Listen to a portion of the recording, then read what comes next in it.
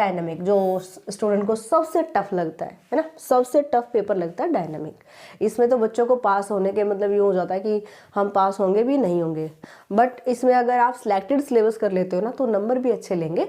और easy content हम यहाँ पे बताएंगे आपको यूनिट वाइज कि कौन सा आप मिनिमम कितना करें कि आपका क्वेश्चन कवर हो जाए। डायनामिक वाकई में थोड़ा सा टफ पड़ता है कंपैरिजन टू अदर पेपर्स, ठीक है। और ये पूरा content A to Z content आप न्यूरा मैथ्स एप्लीकेशन पर कर सकते हैं।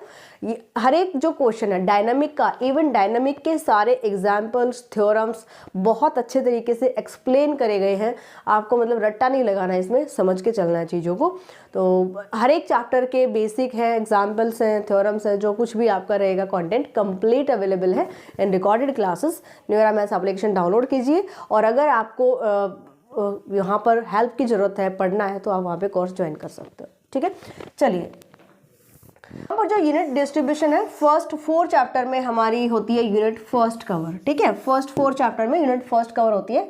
अब काफ़ी स्टूडेंट ये करते हैं कि फर्स्ट और सेकेंड चैप्टर करें या फिर थर्ड और फोर्थ करें, है ना।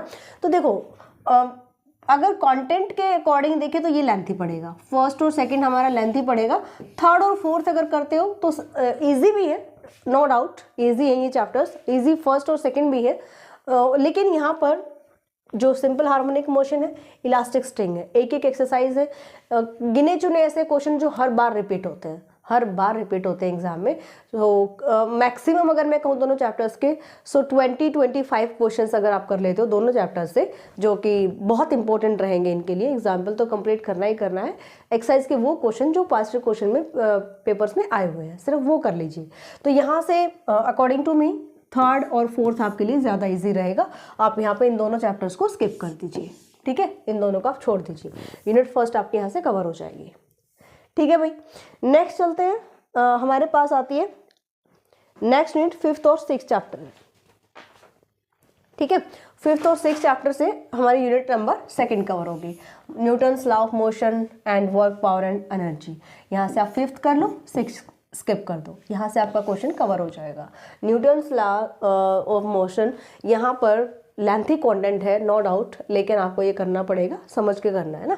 तो ये ज़्यादा इजी रहेगा comparison to work, power and energy. जिस स्टूडेंट को 6th इजी लगता है वो 6th कर सकता है, 5th यहाँ पे स्किप कर सकता है, ठीक है।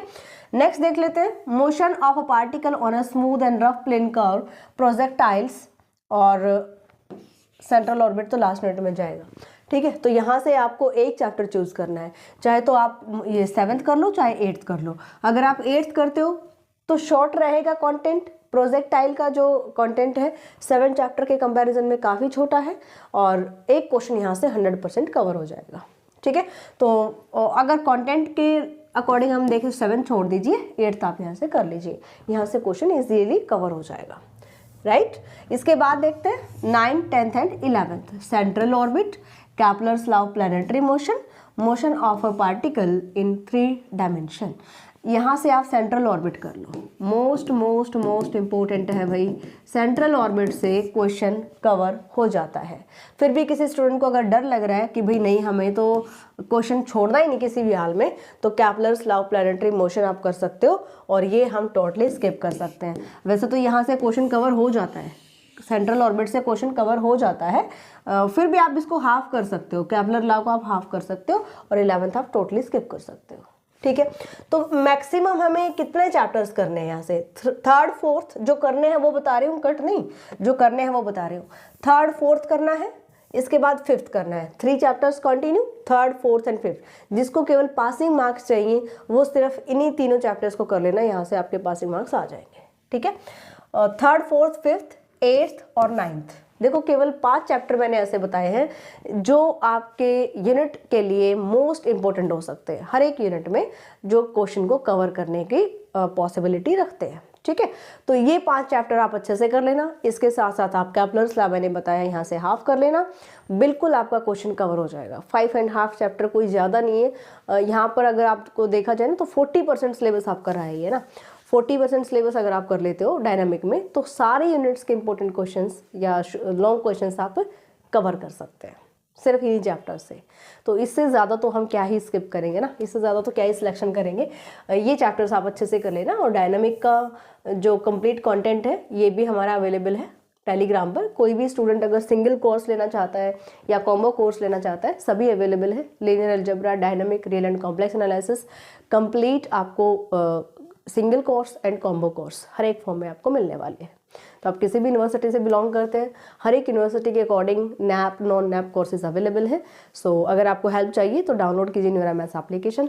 एंड क्यूरीज नंबर जो रहेंगे, अगर आपको कोई भी क्यूरी है अबाउट सिलेबस या फिर कोर्सेज, आप कॉल कर सकते हो 8053-633-433 या फिर 9416941982। इन नंबर्स पर आप कॉन्टेक्ट कीजिए। ओके, सो मिलते हैं नेक्स्ट क्लास में। Bye, take care.